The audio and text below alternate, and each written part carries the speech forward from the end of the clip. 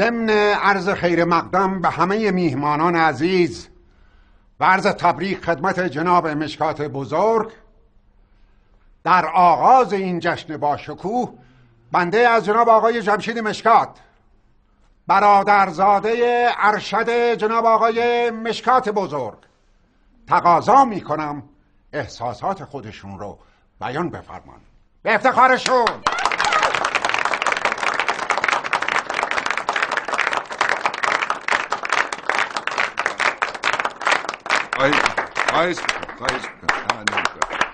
خواهش میکنم. اجازه میخوام تولد نابهنگامتون رو خدمتتون تبریک عرض بکنم. عمو جان، شما چشمتون باز کردین، ولی در واقع چشم همه ماها رو باز کردی با این کاره. تو کما که رفتی عمو جان همه گفتن هو تو عمو ثابت به الک، خلاص سر کشید بیق. ولی خب استقامتت نشون داد که اهل پایداری هستی، اهل عملی. یعنی کاری نمیکرد، من بساط همه میدونن میآوردیم، دست نمیزد. همه نمیخوام جمشید، دوست دارم ولی نیستم. اما اهل زحمت بود، اهل تلاش بود، از صبح تا شب عین اسب چارنل میده بود، عین یابو، عین قاطع دونده بود میرفت. و از طرف حافظ بنده میخوام خدمت عرض کنم که تا شقایق هست و از زندگی کردم. عمو جون، من به مناسبت تولدتون یه دونه بلدوزر مزارعتی دودی خریدم برات که امیدوارم چرخش برات بچرخه و گودکنش همیشه برات بکنه. انشالله که مبارک باشه. این خدمت شما، اینو رد کنیم بدیم به عمو جون. دست به دست بره. بله دست به دست کنیم برسیم به عمو جون. و اکنون گوش فرا میدهیم به سخنان بزرگمردی که برای همه ما مشکات بودنش یک افتخار است. یک تازی که سفینه عشق را از مدار زحل و ماه تا خانه معشوق زمینیش به راستی که استادانه هدایت کرد. بله. ببخشید، یعنی عمو جون انقدر حالشون خوب شده که میتونن سخنرانی کنن؟ نمیدونم، شاید. خانم ها آقایان، اولین کسی که خودش رو به ویلا رسوند پروفسور ارسلان مشکات، به افتخارشون.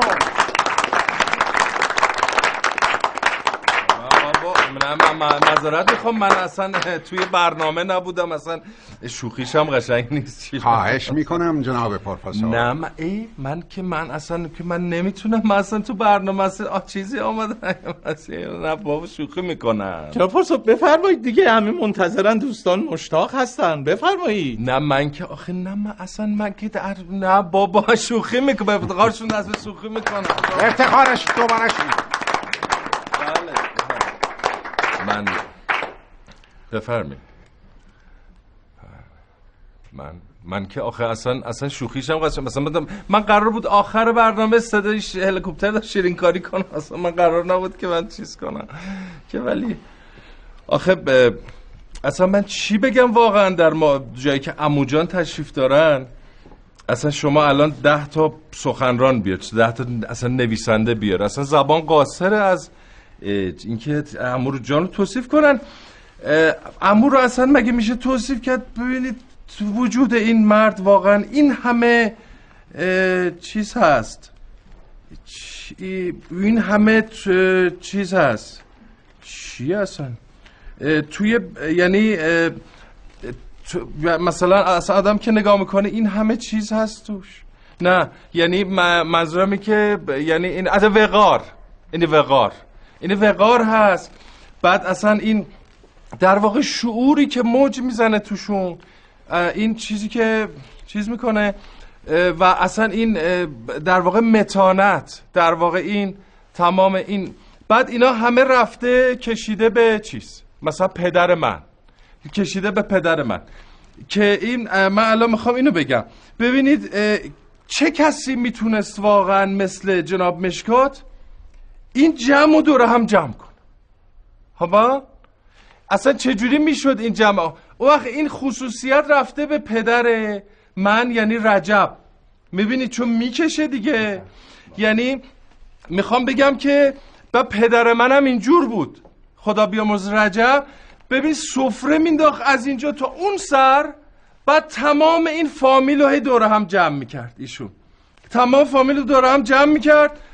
میخوام بگم که تأثیر ژن رو بگم، میدونین؟ یعنی ژن چیز دیگه، ما رفتیم همه به، یعنی ژن من به پدر کشیده که ژن همه شما به مادرتون کشیده، میدونی؟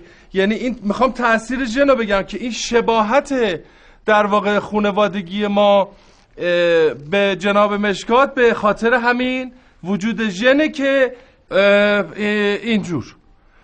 میخوام یعنی بگم که چه میکنه این ژن. آره به افتخار شما.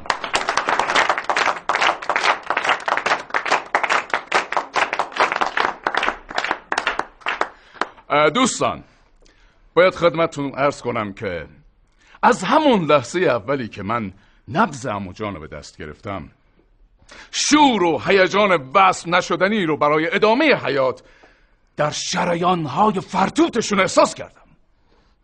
آری زندگی چیست؟ همین تقلای بیوقفه برای بودن، برای زیستن، برای ماندن. و همین جاست که باید از خودمون بپرسیم این زندگی، این گنج بی پایان و نهان به چه بها و بهانه میارزد؟ پس بیایید دوستان، بیایید با هم یک صدا عشق رو فریاد بزنیم، با همین بودن رو تمنا کنیم.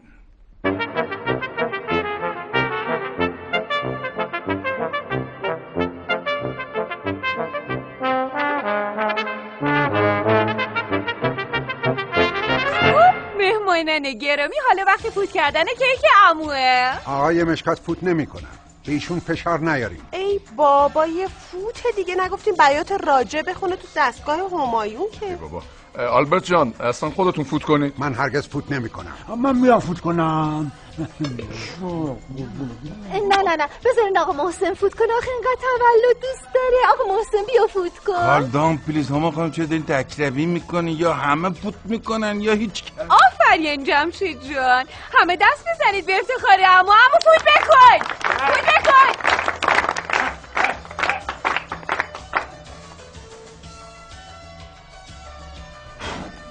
آفرین فوت کرد. چرا اینجوری شد؟ جناب مشکات، جناب مشکات، ایوای از حال رفته. فکر کنم مرد.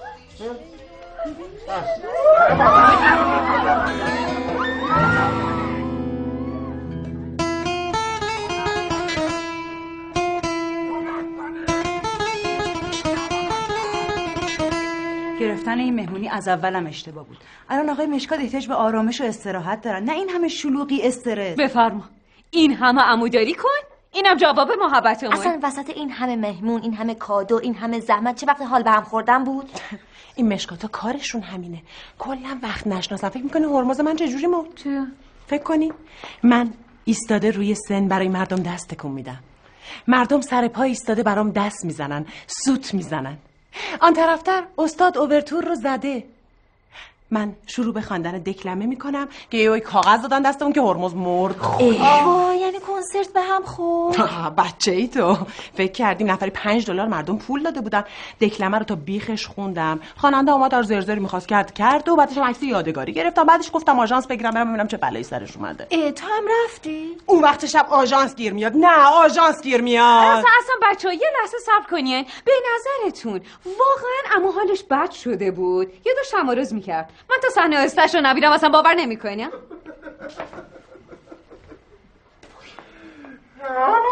چی شد؟ من نظر پزشکی الان با خدمت رو عرض کنم، ایشون از اورژانس در اومده رفته تو بخش اوتوتو.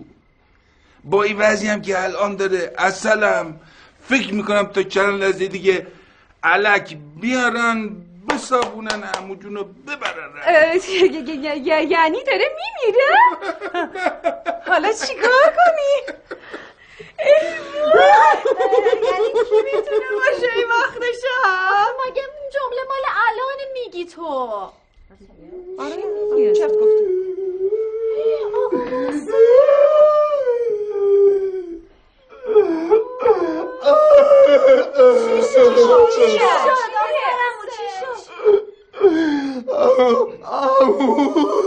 بگو بابا دلمون رفت بگو چی شد؟ آمدی میبره میبره چی میگی؟ قشنگ حرف بزن من نفهمم.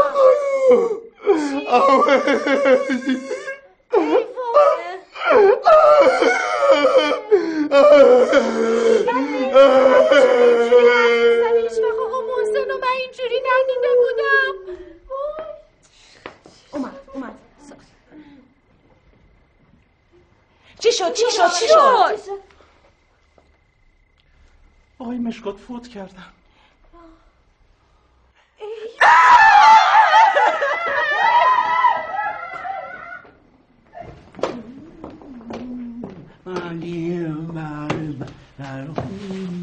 سلام علیکم. سلام علیکم. خدا رحمتشون کنه. خدا بیامرزه رفتگان شما را. شادلوقا همیشه بیا شما همیشه. بله همینطوره. خیلی مرد نازنین گلهای گلی بود دیگه. بله همینطوره. ببخش اینا اونجا رفتن اینا چیز بودن خانواده میشکات بودن. بله دیگه خانوادهشون بودن. بله پس چرا وقتی میشکات مرد همشون میخند؟ ها؟ ببخشید چی؟ میخند. ببخشید این الان فعل بود؟ بله دا نگاه کن مثلا میخند حالا هم میخند هم دا اینجوری هست بله. امشب ما جناب مشکات رو از دست دادیم. مردی که 30 سال سر سفرش نشستیم، با شادیهاش خندیدیم و با غمهاش گریستیم. جناب مشکات بزرگ همه شما رو مثل فرزندان خودش دوست داشت، هیچ چیز رو از شما دریغ نمی کرد. بنابراین انتظار من از شما اینه که از این به بعد هم درست مثل همون موقعی که ایشون زنده بودن حرمت این خونه و خانواده رو نگه دارید. روانگیز خانم، با تشکر از آلبرت عزیز که این وقت رو در اختیار من قرار دادن. من فکر میکنم ما باید یک مراسمی بگیریم که در شأن و منزلت جناب آقای مشکات باشه، مراسمی که نشون دهنده عمق ارادت و محبت ما به ایشون باشه. آفرین، روانگیز خانم در هر موقعیتی بهترین حرفا رو میزنن. اختیار دارین، این شما هستین که همیشه با حرفاتون ما رو تحت تاثیر قرار میدین. جدی میگی؟ از کدوم قسمتش بیشتر خوشت اومد؟ خیلی خب حالا دیگه بچه‌ها اینجا واسطن. بسیار خوب، کسی حرفی نداره؟ من صحبت دارم. منم حرف دارم. بگو فرید جان. خواستم بهتون بگم که درسته که ما آقای مشکات رو از دست دادیم، ولی نکته مهم اینه که ما همدیگه رو داریم. آفرین فرید جان. اگر که اینجا باشیم هممون پیش همدیگه هستیم. آفرین فرید جان. اگر که ما رو از اینجا بندازن بیرون هممون رو میندازن بیرون، حتی هممون بدبخت میشیم، هممون بیچاره میشیم. بعد به اون مرحله که میرسه ماجرا به 3 شاخه تقسیم میشه. بعضیامون میتونیم کارتون خواب بشیم، بعضیا معتاد و بعضی هم کودکای خیابون، ولی مهم اینه که ما همیشه همینجوری هستیم. خفه شو! کس دیگه حرفی نداره؟ من میخوام حرف بزنم، صحبت دارم. نه مثل اینکه کسی دیگه حرفی نداره. بفرمایید خانم بریم. کجا؟ هیچی، سینمایی، کافی شاپی، جایی اگه دوست داریم. شو بریم بالا ببینیم وراس در مورد تدفین چه برنامه هایی دارن. آها از اون لحاظ. بفرمایید.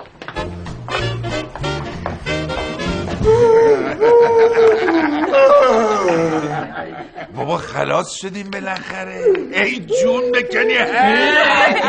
جمشید یعنی منظورش اینه که خلاص شد پیرمرد بیچاره داشت جون میکندی آخری عمو جون واقعا حیف بود، خیلی زودم پیشمون رفت. بابا محسن جان اتفاقا از نظر ما دیر هم بود. خودخواه نباش قربونت برم. من اون پیرمرد تفلک زجر بکشه که تو میخوای ببینیش. ای بابا منطقی باش. یه عمو نداشت. خب الانم نداری، چیزی نمیشه، گریه نکن. ای بابا به جای که هیچ چنگ تو صورتتون بکشین دلقشه بگیری، خب یه فکر درست حسابی بکنی. آفرین. الان شما داری گریه زاری میکنید دلقشه میگیری. ببین پسرمون محسن، ما عادت داریم از درون ویرون میشیم، میدونی، یعنی از درون میریزیم تو خودمون زیر پوستی. بله الان باید یکی لیست وسایل ویلا رو چک میکنه، یکی بره موجودی انبار رو چک میکنه، یکی دیگه ویلا رو متر میکنه. بابا ناسلامتی عموتون مرده، کار رسیدید، دست باشیم ماتم گرفتید. خیلیا جان اجازه بده. این وظیفه صاحب عزاست. بذار خودش بیاد تکلیف رو روشن میکنه. ما که صاحب عزا نیستیم. ما صاحب عزا نیستیم. بکی صاحب عزا. محسن جان صاحب عزا باید خرج مراسم رو بده. حبسی بیا واسه.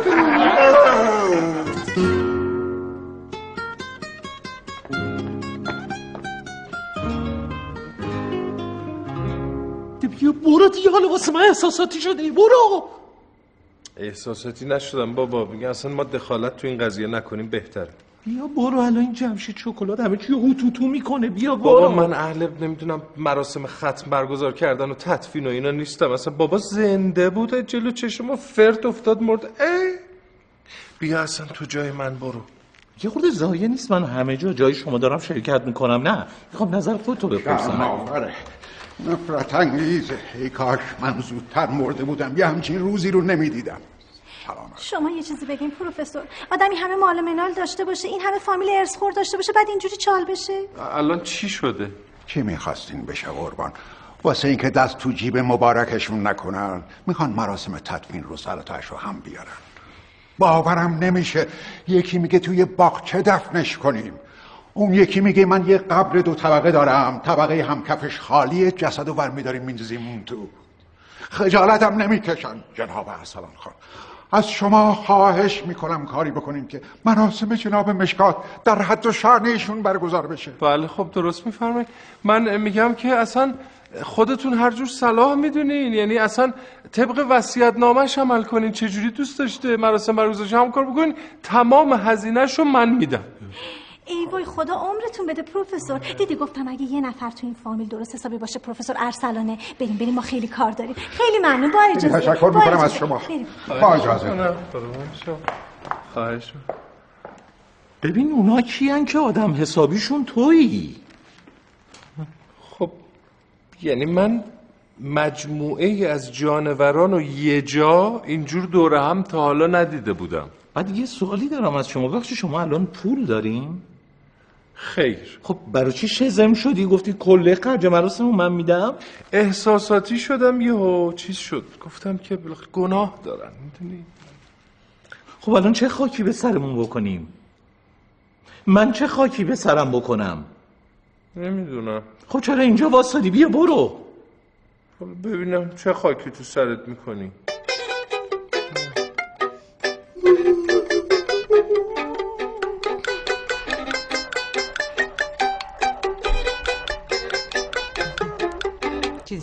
ما و راست دور هم جمع شدیم که بدونیم بعد از فوت عمو جان تکلیف چیست.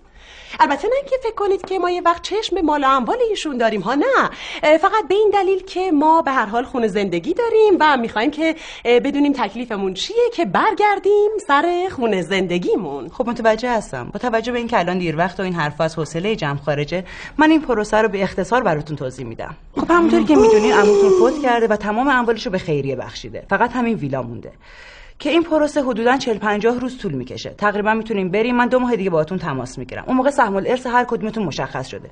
میتونیم بیایم و موقع تصمیم بگیریم که با سهم الارثتون میخواین چیکار کنیم. میتونیم بفروشیم، بکوبیم یا هر تصمیم دیگه‌ای داشته باشین. به هر حال این پروسه زمان بره. میتونید تشریف ببرید تا این سهم الارث مشخص بشه.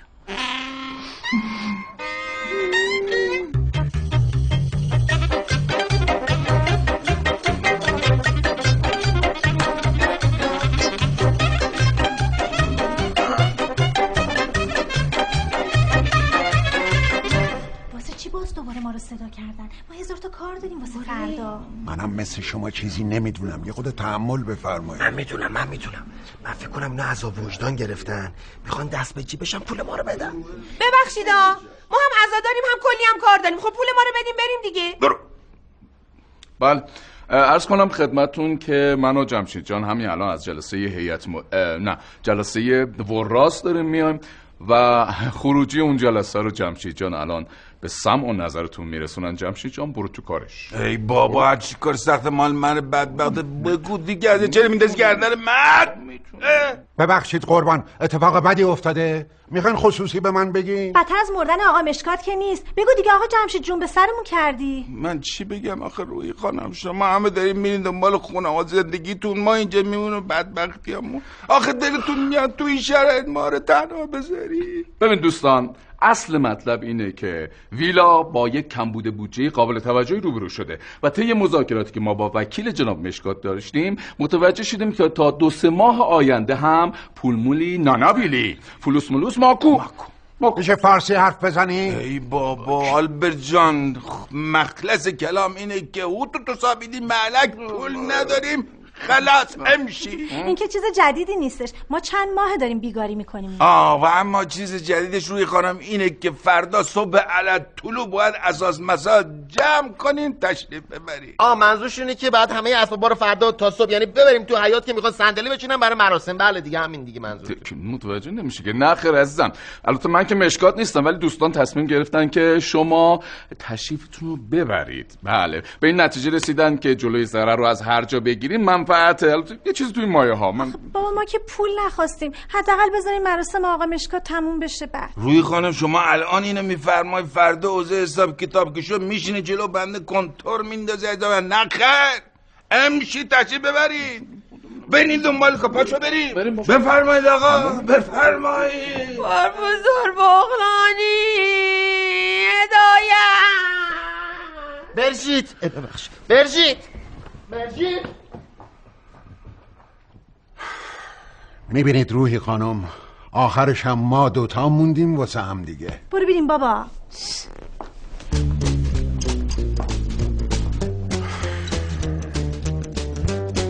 جانم بفرمایید. آقا سلام، ببخشید میدونم شما یه نفره تو این جماعت ولی این رسمش نیست. ما تو این ویلا زحمت کشیدیم. خب چی شده؟ به ما میگن حقوقتون رو نمیدیم، صبح بعد از ویلا بریم.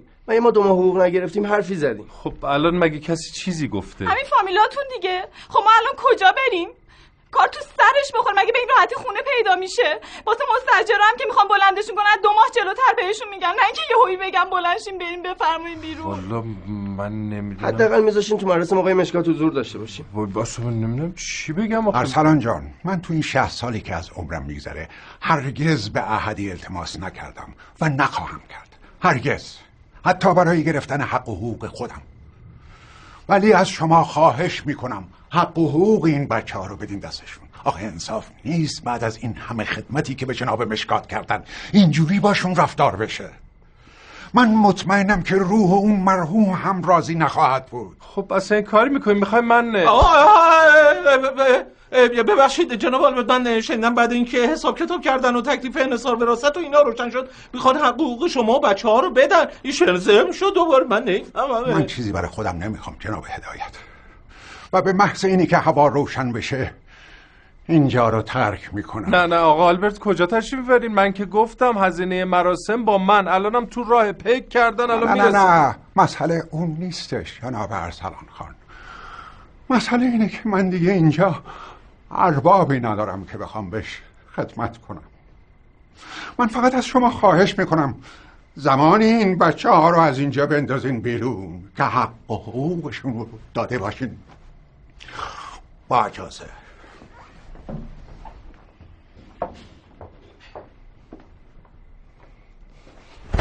شیطونه میگی این کاسکتو بردارم برم یکی یک کله بزنم تو صورتشون. اصلا لازم به این کارا نیست قربونت برم.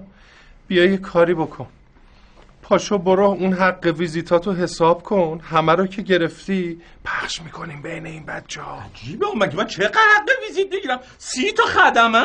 خب چه میدونم، حق ویزیتتو ببر بالا، دب بکن، یه کاری بکن، پاشو.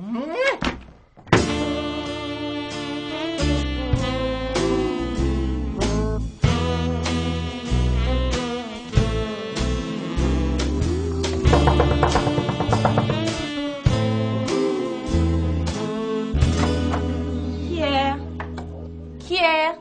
عجب مردم بزرگی پیدا میشن.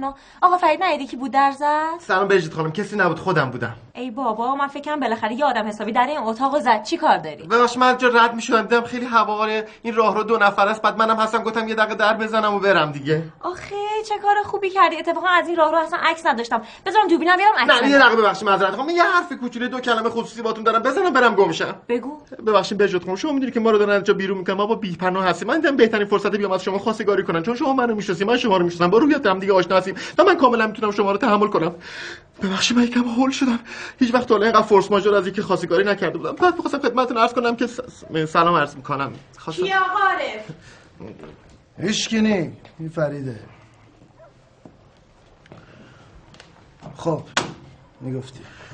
هیچ دیگه چیزی نمیگفتم. اگه اجازه بدین برام براتون یه چای بیارم، الان برمیگردم. نه اول بنال، نالشو تو بکن بعد برو. نه دیگه کاری ندارم، میخواستم بگم اگر بار گران بودین رفتین بعدی خوبی چیزی دیدین حلال کنین. نه بابا داره دروغ میگه، داشت ازم خواستگاری میکرد. چقدر دخترتون بی جنبه است عارف خان، من کجا خواستگاری میکردم؟ ای بابا نگاه گل تو دستش من راست. شما از قدیم مگه نشنیدین میگن هر کی که گل دستش بود اومد دم در اتاق دقل باب کرد که خواستگار نیست؟ خب بگو.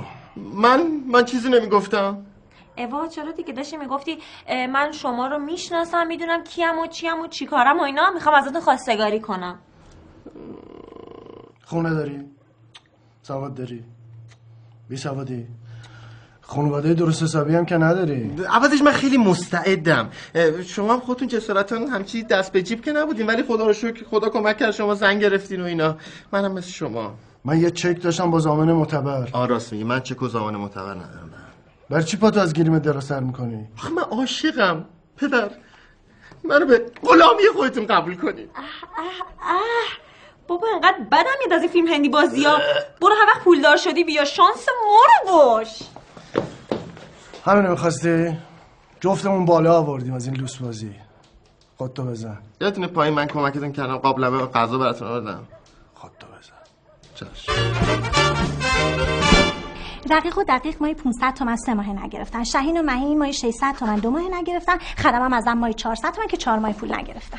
پس اینجوری که داریم میگین طلبتون خیلی زیاد میشه. شما آقای آلبرت چی این وقت؟ خب من آقا آلبرت حسابمون از هم سواست. البته اگه خواست حقوقشو به حساب من بریزه شما جلوشو نگیری، ولی خب فعلا جدا حساب کنین. ان شاءالله همونجوری که میخواین پیش بیاد یه روزی بشه حساب مشترک هم داشته باشین. حالا ببینید هنگام خانم جان من، اینا که دارین حساب کتاب میکنی فرمالیته است یا واقعا طلب ما رو میدین؟ نه این چه حرفی، خیالتون راحت باشه تا من مسئول این کارم به حساب همه درست رسیدگی میشه. دستتون درد نکنه. سلام علیکم، حال شما چطور؟ خوب هستی؟ ببخشید من داشتم رد میشدم از اینجا دیدم که خورده صدا میاد و اینا، گفتم مزاحمتون شم. ببخشید. خواهش میکنم. امری داشتین؟ والا من اومدم برای همین حساب کتاب ویزیتام و اینا دیگه. حالا حساب کتاب دوستانه بکنیم، من هستم خدمتتون. به دلت صابون نزن پروفسور، همش نسیه است. داشتین میگفتین اون وقت آقا فرید و مجده جون اونا چی؟ ببخشید یه لحظه. بله بفرمایید. چه حلال زاده داشتیم حرف شما رو میزدیم. بله مامان اینجا. گوشی یه لحظه. مجده جون. مرسی. هان چیه؟ چمدون بزرگه؟ زیر تختمه. کجایی اینقدر شلوغه؟ گفتم زیر تختمه، مگه کری؟ زیر تختمه، زیر تختم. وای. ببخشید.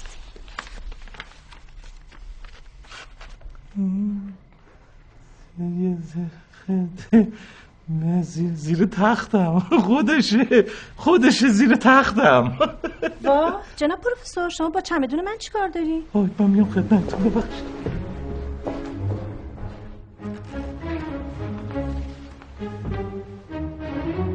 زیر تخت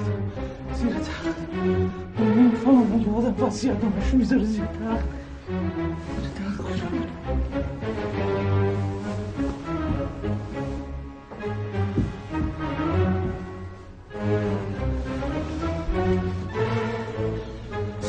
نیست. زیر دوشک.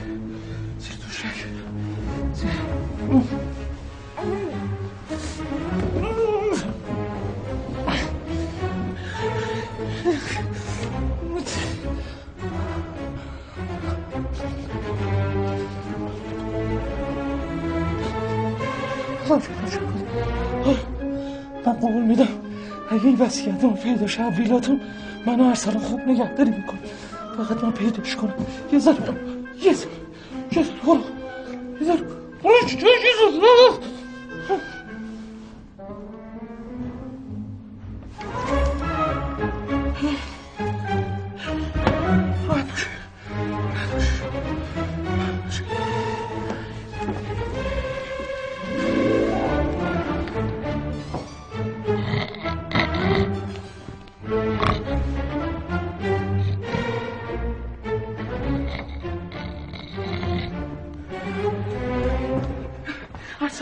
ارسلان بلند شو پیدا کردم وصیت‌نامه مشکات. آفرین باریکلا. ارسلان پیدا شو. چی وصیت‌نامه مشکات رو پیداش کردم اون حروفو گذاشتم شد زیر تخت. رفتم زیر تخت دست کردم برداشتم آوردم. بیا بابا باریکلا. اصلا ببین یه عمره دارم میگم تو نابغه‌ای گوش نمیدی. حیف تو نبود تو پارک بخوابی. واسش کن ببینیم چی نوشته. البته از اون مهمتر اینه که رو چه کاغذی نوشته، جنس کاغذ چیه، مهر داره یا نه، با چه جوهری نوشته، چه لوازمی برای جعل احتیاج دارم. یالا. آره ببین نوشته که به نام خداوند بخشنده مهربان من مشکات بزرگ در کمال صحت عقل و سلامت که در من شده این مسیحانه در شیوانده که من کرد که از تمام این شریف گستیش نه که این ویلا را نیز به صورت من یاد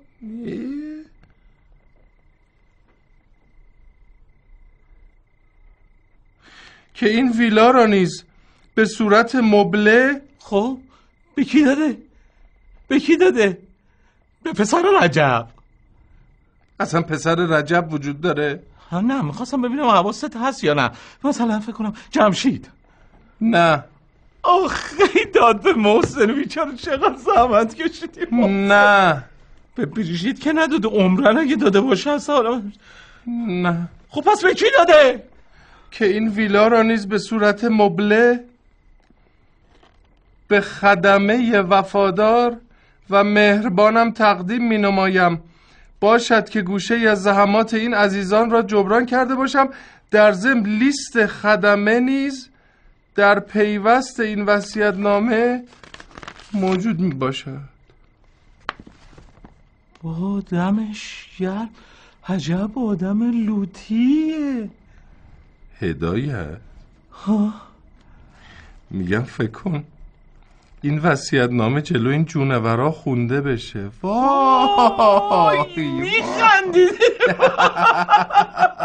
ببین خیلی وقت نداریم دست به کار شو. شما کاریت نباشه این صبح رو میز وکیله. ببین منو نام خدمه ها رو با تیغ میتراشی، پاک میکنی، تمیز میکنی، مینویسی ارسلان مشکات. الان یه خورده داری تو کار من دخالت کنی، حرف زیادی نزن. شما بخواب، من قشنگ کارمو بلدم، صبح تحویلتو میدم، شما چرتتو بزن. بفرمایید. سیب زمینیت کجاست؟ همینجا دارم. ببین داشت من این نقشه زمینه، این ور کوچه آبشاره، این ورم پشت ویلاست که میخوره به پارک. من فکر کردم تو یه بر 50 متری و یه بر 30 متری ما میتونیم 5 تا برج در بیاریم، هر کدوم 30 طبقه با پنتپالش. پنتهاوس منظورت دیگه جمشید جان؟ حالا کجا فرق نمیکنه. خب حالا تو این مدت هم که این بچه‌ها دنبال کار وکالت اینا هستن، ما گود برداری شروع میکنیم. بایستن 2 سال من برج میسازم، یکی یه دونه تحویلتون میدم، برین حالشو ببرین. حالا بابت این کاری که میکنی از ما چی میخوای؟ هیچی فدات شم، سلامتی تک تکتون. نقلی 70 متریای برجتون همین قدر. خوبه، قبوله. آقا بنویس همینجا امضا کنیم امشو بره پی کارش. بنویس آقا پسرم اینا خیلی رویاییه. محسن جان واسه شما رویاییه، واسه جمشید جان خاطره. منظورم اینه که پسرم ارسلان چی میشه؟ شاید سهمشو نخواد بده برای ساخت و ساز. غلط کرده. یه شاتل میگنم براش میفرسه. لا دست بابا. ایول آقا میگم توجه کردین به صورت خیلی خیلی مشکوکی از وقتی که این آقای مشکات به حال اومد، بعدش هم تا وقتی که مرد این ارسلان یه جورایی قیبش زد، رفت تو اتاق چپید، کم رنگ. پدر عاشقی بسوزه، وقتی که من هما خانومو دیدم یه هفته تو صندوق خونه قایم شده بودم، بیرونم نمیومدم. آقا ولش کن اینو. من میگم اگه این عاشق و معشوق آقا ارسلان این وکیله دست به یکی بکنن تکلیف چی میشه؟ میذارن تو کارمونا. بچه‌ها میخوان یه میس بزنن بیان بندازنش تو گونی ببرن جنگلای لویزون تو بسابنش. جمشید جان لازمی اون رو نه قربونت برم. شما یه کاغذ نه لازم نیست، یه کاغذ سفید بدین من میرم امضاشو میگیرم. بابا این رگ خوابش تو دست من، نبضش تو دست منه. بدین من میرم امضاشو میگیرم، شما هر چی دلتون خواست اون زیرش بنویسید. کاغذ سفیدو بده آقا.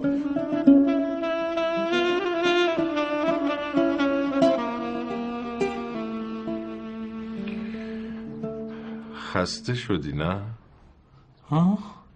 آره با جوهرهای قدیم جوهرش خوب قوام نمیاد. این سیب زمینیاش هم خیلی مالی نیست. هر سال تیغه هم خیلی کند شده و درد نمیخوره دیگه. میگم هدایت میخوای بخوابیم صبح پاشیم پر انرژی کار کنی؟ خب جوهر و تیغ و سیب زمینی که تا صبح عوض نمیشن که. بله. هدایت اون اسامی خدمه که تو این لیست نوشته بود کیا بودن؟ اونجاست دیگه.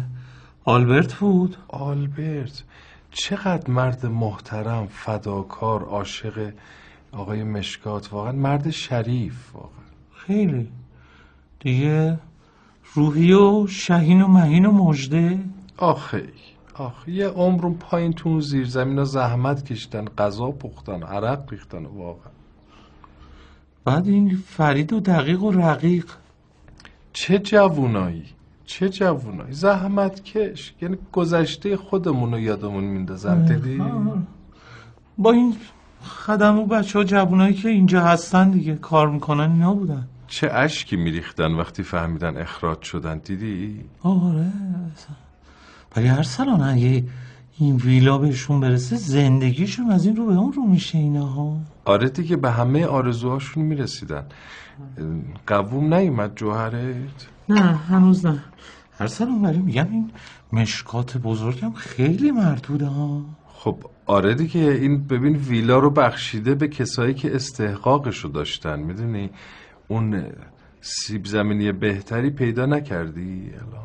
اینا همش جوونه زده. جوونه کار خراب میکنه. نه کار که نباید خراب بشه. این همه زحمت کشتیم، این همه خطر به جون خریدیم با این جانوران، این همه سر و کله زدیم. بگه نتیجه کارو ببین. گفتی همه خدمتکارا هم سهم میبرن نه؟ همشون. ارسلان جان، میگم تو هم به همون چیزی فکر میکنی که من فکر میکنم؟ تو الان به چی فکر میکنی؟ خب نه دیگه تو اول بگو. نه دیگه تو اول فکر کردی. خب ارسلان ببین من تو زندگیم خیلی چیزا جل کردم ولی نمیدونم چرا دست و دلم نمیره یکی رو جل کنم. واسه اینکه این حق آدماییه که شبیه خودمونن. همین دیگه. یعنی ما اول فکر میکردیم که یه مالی صاحب نداره ولی الان این مال صاحب داره. هدایت جانم این پول خوردن نداره. نه دیگه من با حق شهین و مهین که نمیتونم واسه ننم خونه بخرم. هدایت میگم موافقی بریم اصل وصیت‌نامه رو تحویل هنگامه بدیم؟ سخته ارسلان. آخه موافقی بریم اصل وصیت‌نامه رو تحویل هنگامه بدیم؟ بذار یه کمی فکر کنم. برای بار سوم میپرسم. موافقی بریم اصل وصیت‌نامه رو تحویل هنگامه بدیم؟ خب بریم بدیم. خیلی مردی هدایت. خودت مردی ارسلان ولی یه چیزی رو میخوام بدونم. یعنی اونا یه روزی میفهمن ما براشون چی کار کردیم یا نه؟ خب اصلا مهم نیست. ما خودمون میفهمیم که چی کار کردیم. نمیفهمن یعنی؟